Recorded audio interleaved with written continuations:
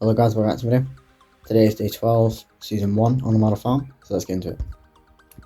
Outside the farmhouse, nothing new, apart from the defender not being there.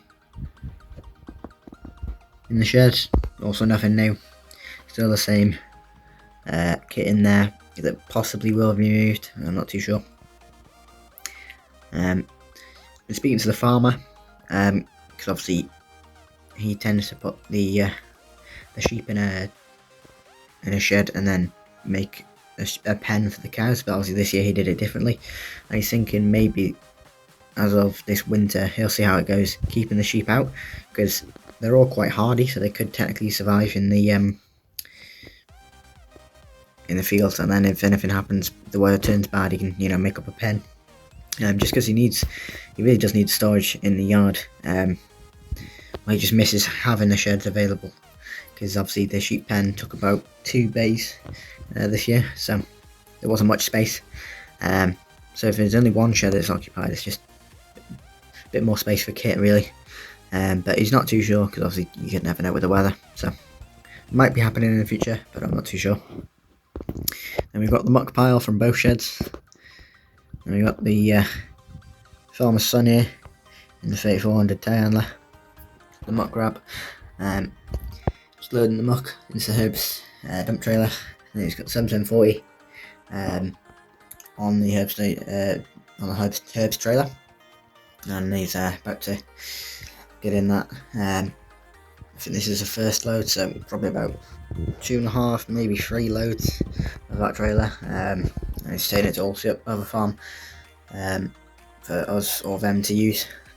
Tends to be them, as we tend to use fert more than muck, but yeah, just somewhere to store it really.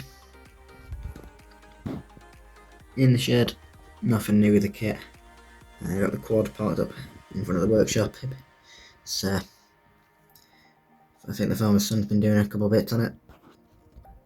T6 still parked up. Hedge cutter and fert spreader still in the back of the shed. But 7530 looking quite different to a couple of days ago. So they've got some wing mirror guards, and they've taken the sort of triangle off.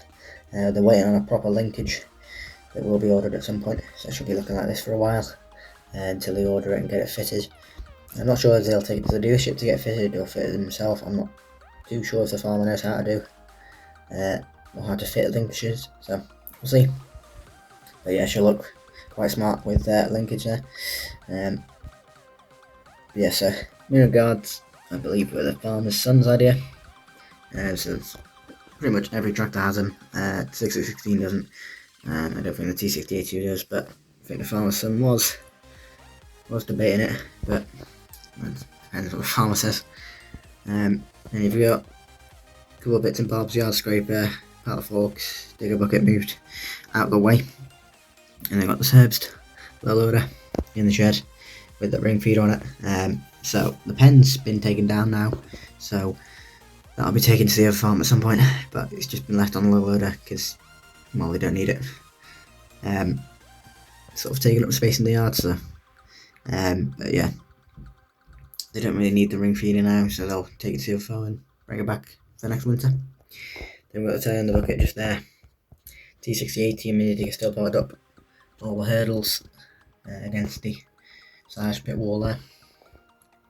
And we got the defender just sat there running with a couple of fences and hay racks in the sheep trailer, ready to be taken to the other farm, as they're not needed till next spring really. And then the hurdles will stay here because there's quite a lot of them, and obviously they'll be doing shearing and what have you, and separating the lambs, because sometimes they do it during shearing, sometimes they don't, so it's just handy to have them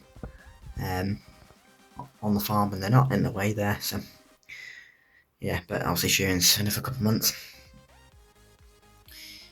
Cane size trailer and the buck rake still waiting for silage. I think everyone is. Got the car trailer, bale trailer, and the double bay lifter still in the normal spot. Then we've got the farmer in the 6616 with the McCurl bale spikes on. Just collecting a bale there for the sheep. I think he was another defender, but he's just forgot that the sheep haven't got a bale, so he's going to give it to them there.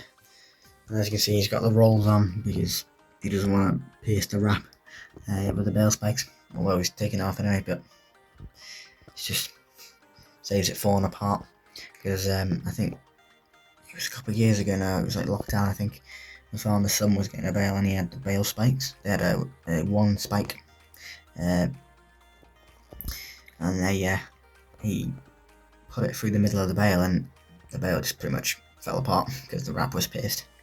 It wasn't wrapped well anyway, but just that was enough to break it, so to make sure they're properly wrapped and they have the rolls on. But yeah, he's just bringing that to the sheep there. Then as you can see, all the sheep and the lambs enjoying themselves, and whatever little grass is left, it should hopefully start growing back. Hopefully that is. But yeah, he's also thinking that he doesn't have to make any pens up in the shed as well. Only a couple, maybe for a couple of ewes and lambs that just need a bit of protection.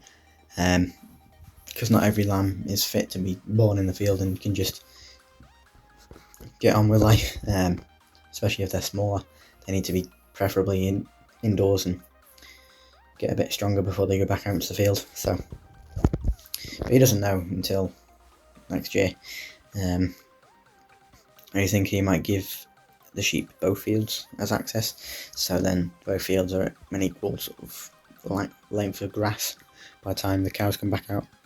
And the cows obviously enjoying themselves there with their fresh bale. So calves have till June, sometime in June, to have their mums, and then they'll be weaned off and the bull will go in. And obviously the lambs will go in June as well, or slowly throughout June, the bigger ones and then the smaller ones and what have you. But then the ram won't go in till about November, so they have a bit of a break. So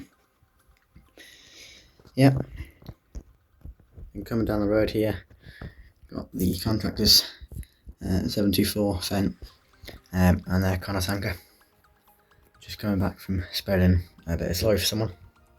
Now, we haven't seen this Fent in a while, and apparently there's talks of them maybe selling the Fent on to get another Valtra, which I don't know how true that is, but it's the smallest tractor they have out of the three, and they think if they get a big enough Valtra they don't need 4 tractors. But I don't know when that is and if that actually will happen.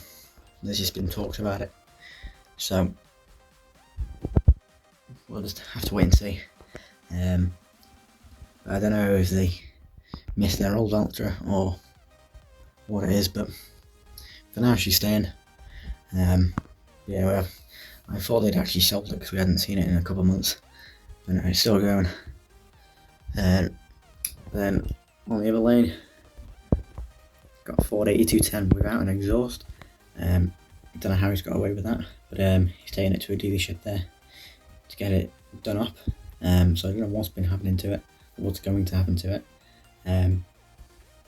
Yeah, there's this lad's pride and joy, pretty much restored from new, and getting bits added to it, I think. So hopefully when you next see that, it'll look a bit nicer. Then we've got farmer in his T7 200 and double axle guardrail on the back. I believe he's going to collect them sheep, or those using lambs from their field.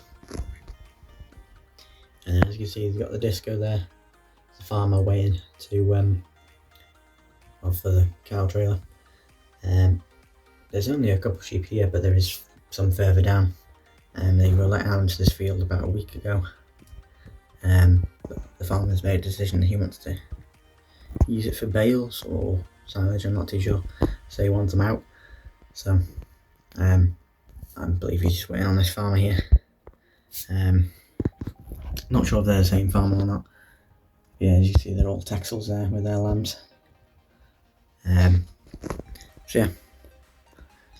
So guys, don't forget to like, comment and subscribe, and bye.